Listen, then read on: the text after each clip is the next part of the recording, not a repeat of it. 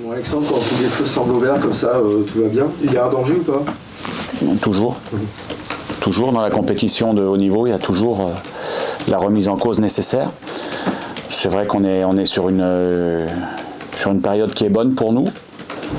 Malgré tout, il faut rester exigeant, vigilant, professionnel. Et donc, voilà, se servir de la confiance, mais aussi des petits rappels à l'ordre. Le match qu'on gagne ce week-end, on a aussi quelques insuffisances, donc il faut faire attention à ça. Il y a quand même des choses que tu avais demandées qui se sont mises en place, je pense notamment évidemment dans le secteur offensif. Oui, c'est sûr. Après, mon travail, c'est de pousser les garçons, de leur montrer de la confiance et aussi d'être exigeant avec eux. Aujourd'hui, c'est vrai qu'on a une période plutôt faste et il faut tout faire pour que ça dure. Au sujet de l'efficacité, Alex, on en a un peu parlé après mercredi soir, vous êtes 45 centres sur vos 2 derniers matchs de championnat. C'était l'un des chantiers que tu avais fixé de mémoire après Rennes, où tu déplorais comme tout le monde le fait que vous tourniez un peu en rond. Qu'est-ce que tu as mis en place concrètement? J'imagine un travail sur le terrain, mentalement aussi. C'est sur ce chantier-là, comment tu l'as bâti?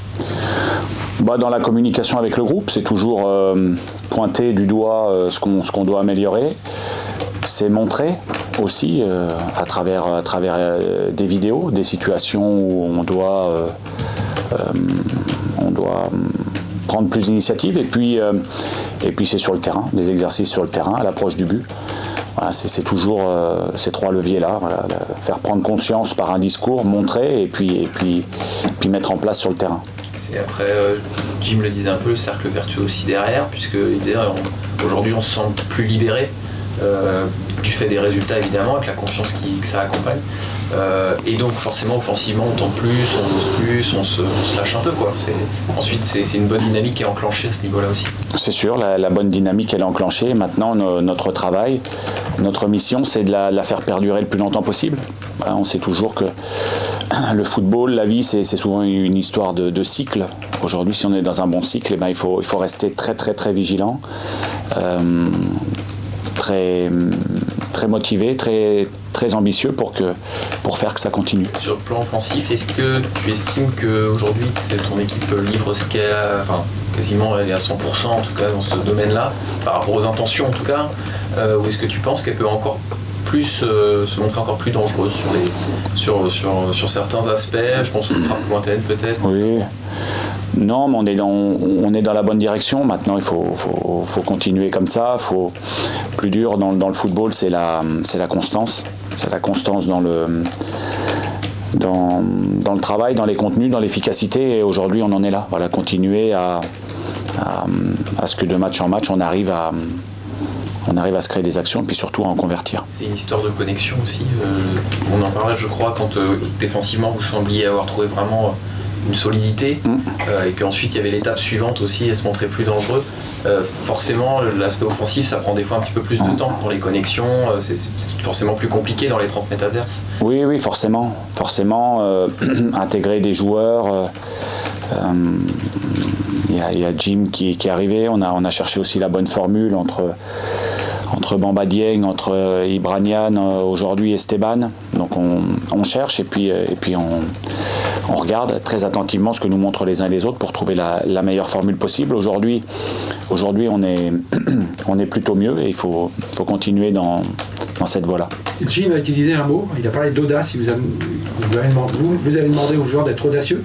Cette vertu-là, est-ce qu'elle n'est pas à risque aussi? Comment tu l'amènes dans ton discours? Être audacieux, est-ce qu'il ne faut pas au préalable avoir un peu des fondations solides, ou au contraire c'est l'audace qui amène la réussite? Non, mais l'audace dans certaines zones, l'audace de s'autoriser à tenter des choses, quitte à louper. Par contre, on va pas... l'idée c'est de ne pas faire un petit pont dans notre surface, non, c'est d'oser dans les zones de finition, dans les zones où les attaquants doivent sortir d'un certain confort. Voilà, tenter des choses, des dribbles, des frappes, des centres, et puis nous de notre côté on doit aussi se dire que les joueurs ont le droit à l'erreur, on ne va pas tout tenter. Par contre, à la fin, quand on tente, quand on ose, avec des joueurs de qualité, il doit y avoir de la réussite. Et c'est ce qu'on les pousse à faire. Il y a aussi évidemment le fait d'avoir un buteur aujourd'hui qui enchaîne les buts, qui fait une grande différence.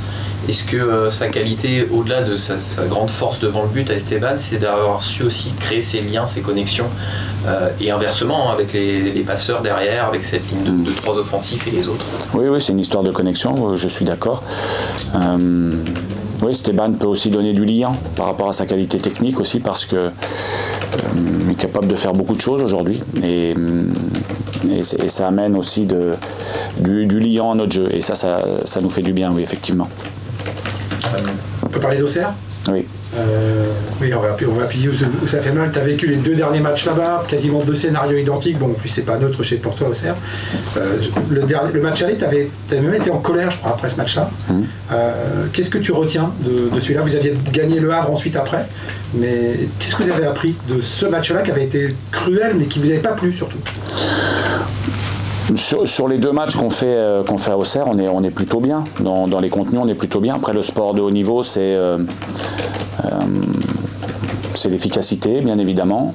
Et puis c'est la concentration. Voilà, ne pas avoir de saute de concentration. Et contre cette équipe d'Auxerre, il faut être très concentré. Parce que ce soit sur le penalty obtenu il y a 2 ans, que ce soit sur le but à la dernière seconde il y a quelques semaines, il faut de la concentration. Et nous, on se doit d'être concentrés. Après, quand l'équipe adverse fait un beau mouvement, qu'il y a un très beau but, mais c'est la compétition, c'est comme ça. Après, ne pas laisser...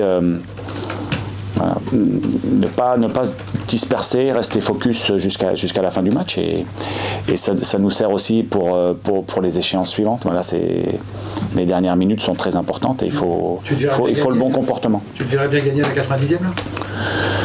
L'objectif, c'est de gagner le match comme à chaque fois. Voilà, après, quel que soit le scénario, ça sera pas le plus important. Non.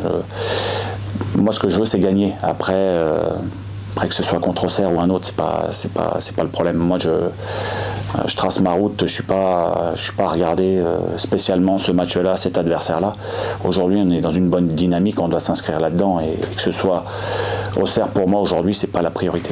Auxerre donne le sentiment de s'être appuyé sur une méthode qui était bien rodée, y compris l'an dernier en Ligue 2, qui était presque importée de la saison d'avant en Ligue 1, et de s'être vite adapté grâce à ça à la Ligue 1.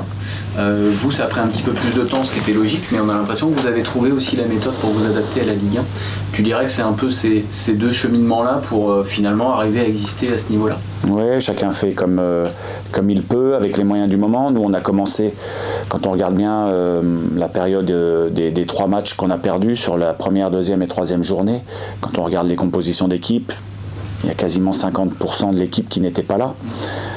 Dont Belkebla, il y avait Bioumla qui est aujourd'hui titulaire avec nous, il y a Belkebla, il y a Jim, il y avait quand même beaucoup d'absents, Bamba Dieng qui n'était pas encore arrivé, on avait un effectif aussi qui n'était pas tout à fait celui-ci, on a donc les compos qui n'étaient pas tout à fait identiques. On a aussi des joueurs qui sont montés en puissance, des joueurs qui montent en puissance, on le voit aujourd'hui, qui ont progressé, et ça c'est bon signe pour nous. Du coup, entre les compos, entre les garçons qui ont, je pense, progressé individuellement, les connexions qui se mettent en place au fil des semaines, forcément, nous ça a pris un peu plus de temps, mais c'est vrai qu'aujourd'hui on est meilleur qu'au début. Ça veut dire que le niveau entre la Ligue 1 et la Ligue 2, l'écart de niveau peut se combler avec le travail collectivement. Enfin, j'imagine que c'était un peu l'idée pour vous, parce que sur la ligne de départ, évidemment, vous n'aviez pas les faveurs des pronostics. Ouais. Malgré tout, vous avez réussi à trouver, et donc voilà. Oui, bah c'est satisfaisant qu'au fil des semaines, on ait progressé, donc ça c'est bien. Les garçons doivent prendre conscience aussi que si on veut que ça dure, il va falloir garder cet état d'esprit, cette implication, ce professionnalisme, la bonne ambition, voilà, et surtout pas se relâcher.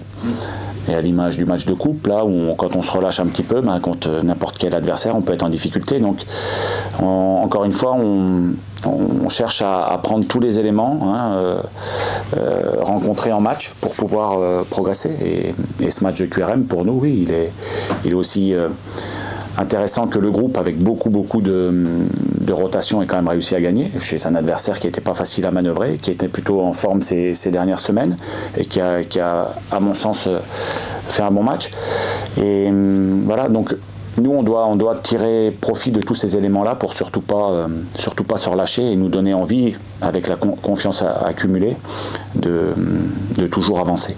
T'as le sentiment que vos principes de jeu, la manière de s'y prendre, tout ça s'est clarifié aussi au fil du temps avec une équipe qui pour le coup évolue moins, enfin le 11 s'est un peu plus trouvé. Vous n'êtes pas une équipe qui avait 60% de possession, il y en a plusieurs comme ça en Ligue 1. Ça n'empêche pas d'avoir des schémas clairs quand vous avez le ballon, d'être de plus en plus efficace, on l'a dit. T'as le sentiment que tout ça s'est ancré un peu plus et à la manière d'Auxerre qui avait des choses assez ancrées, vous êtes un peu aussi arrivé à ce stade-là? Oui, c'est sûr qu'on a besoin d'un plan, on a besoin d'idées claires pour y arriver. Et nous, c'est vrai que en ce moment, même s'il y a des choses qui varient un petit peu, c'est pas toujours du copier-coller dans les hauteurs de bloc, dans le pressing, dans les ressorties de balles, forcément par rapport à ce que propose l'adversaire. Mais c'est vrai qu'il y a une ossature qui se dégage, il y a un groupe qui se dégage, et puis ouais, c'est la continuité des résultats aussi qui parle en la faveur de ce schéma-là. Donc maintenant la compétition, on est à mi-chemin. On est à mi-chemin, c'est encore très long. On voit que les équipes qui sont en lutte avec nous, il y a des équipes qui se renforcent énormément. Donc nous, sur notre modèle, c'est de réussir à optimiser toutes les forces en présence et puis de prendre un maximum de points pendant que les choses tournent plutôt bien. Je voudrais juste évoquer un point, Alex. Là, on est à J-2 d'un match. Tu t'entraînes sur un synthétique. C'est, j'imagine, pas un choix. Ça, c'est un souci en ce moment. Là, vos terrains sont compliqués. Vous alternez entre les deux. Là. Pourquoi là aujourd'hui, synthé? Alors, c'est vrai que les terrains sont en difficulté en ce moment. On est bien obligé de faire avec. Après, on est allé sur le synthé parce que c'était gelé ce matin. Voilà. Si on avait pu aller sur la pelouse, on serait allé sur la pelouse. Aujourd'hui, c'est gelé. Et c'était aussi dangereux pour les joueurs d'aller sur un terrain gelé. Donc on allait sur le synthétique. Mais demain après-midi, je pense qu'on ira sur l'herbe. L'aspect athlétique aussi a été forcément une donnée importante dans vos réflexions cette semaine. Vous aviez un match à Auxerre. Évidemment que tu as fait tourner dans ce sens-là aussi pour économiser les joueurs. Oui. Et évidemment, c'est une donnée importante afin de bien aussi préparer ce match d'Auxerre.